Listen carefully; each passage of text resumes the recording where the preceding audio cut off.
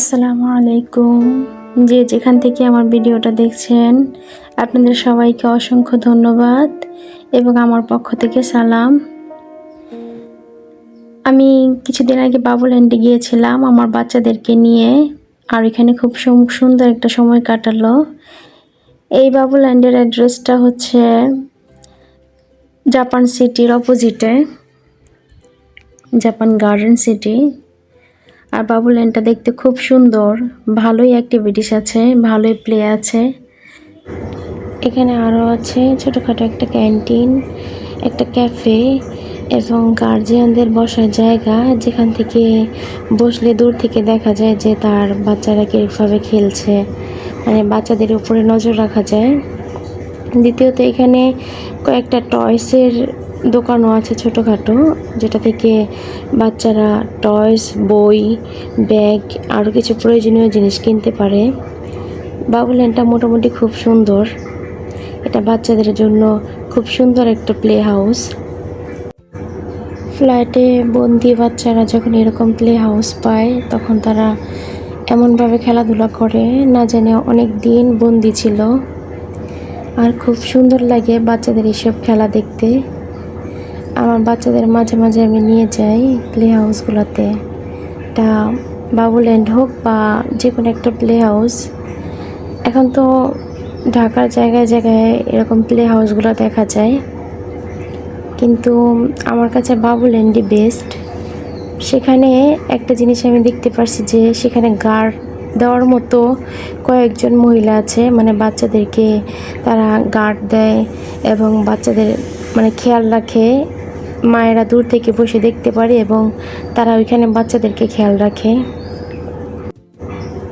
আজকের ভিডিওটা জুড়ে শুধু এই বাবুল্যান্ডে প্রত্যেকটা ফুটেজই দেখানো হবে, মানে আমরা অনেকক্ষণ ছিলাম, তো আমি বাবুল্যান্ডের প্রত্যেকটা প্লে হাউসের ফুটেজ আমার ভিডিওতে নেওয়ার চেষ্টা করছি। আমার মেয়েকে আমি হিজাব পরায় তারপর এখানে দিছি, মানে আমি চেষ্টা করি যে এখন থেকে ও হেজাব পরবে এবং পর্দা করার চেষ্টা করবে। কেন যে হেজাবটা পরলে দেখা যায় যে এখন থেকে যদি ও চেষ্টা করে হেজাব পরা, বড় হওয়ার পরে ওকে জোর করানো হবে না, ও নিজে থেকে পড়তে চাইবে এবং হেজাব ছাড়া বাইরে বেরোতে চাইবে না। এবং হেজাব পরাটা এবং পর্দা করাটা আমি মনে করি প্রত্যেকটা মেয়েরই অধিকার। আমার মেয়েকে আমি 8 বছর বয়সের থেকেই হেজাব পরা শুরু করি, মানে এখন ওর 8.5 বছর চলে। তখন থেকে ওকে হেজাব পরাই, কেন যে ওকে মাদ্রাসায় দিছি, আর মাদ্রাসায় 10 বছরের পর থেকেই বোরকা পরাটা এবং পর্দা করাটা খুবই জরুরি থাকে এবং তারা এটা বাধ্যতামূলক করে নেয়। 10 বছর পর থেকে প্রত্যেকটা মেয়েরই মাদ্রাসাতে বোরকা পরা এবং পর্দা করে আসতে হবে।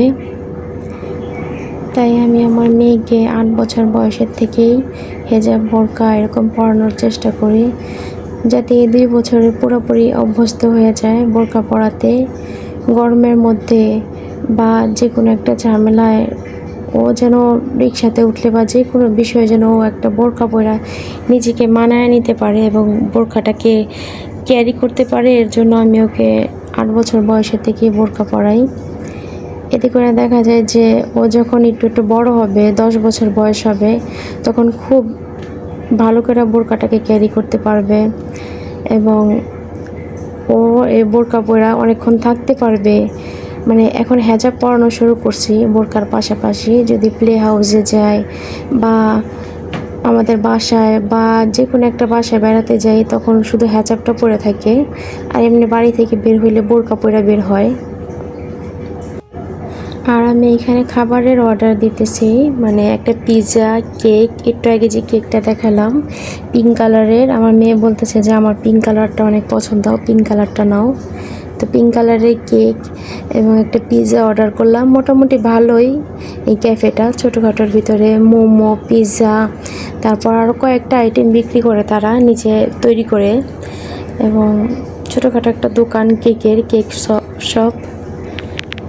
ওই কেক শপের মধ্যে কয়েক ধরনের কেক আছে। এই যে আমি এই পিৎজার কেকটা অর্ডার করছি, মানে বাচ্চারা খাবারের জন্য। এমনি আমরা বাইরে থেকে খাবার খাবো, বাইরে থেকে আমাদের খাবারের প্ল্যান আছে। ক্যাফের খাবারের থেকে বাইরের খাবারটা খেলে আমার মনে হয় যে সেটা বাজেট ফ্রেন্ডলি হবে এবং বাচ্চাদেরও পেট ভরবে। এর জন্য শুধু সাধারণ এই পিৎজা আর কেকটাই অর্ডার দিছি। এখানে আমার মেয়ের হাতে আমি মোবাইলটা দিয়েছিলাম যাতে করে ও একটু ভিডিও করে, তো মোবাইলটা পায়া এরকম ভিডিও করতেছে।